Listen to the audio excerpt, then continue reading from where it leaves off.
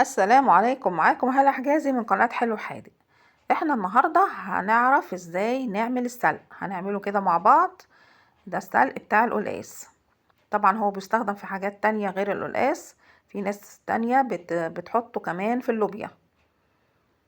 خلاص، وكمان هنقول كده شوية هنوريكم شوية الحاجات اللي احنا جبناهم من السوق النهاردة، وهنقول لكم على الأسعار الموجودة في السوق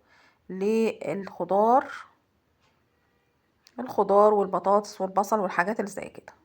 خلاص، لو عجبكم الفيديو ما تنسوش لايك وشير واشتراك في القناة.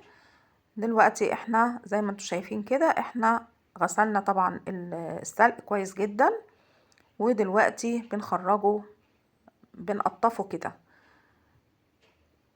بناخده كده من تحت زي ما حضراتكم كده شايفين، وبنسلكه كده من العرق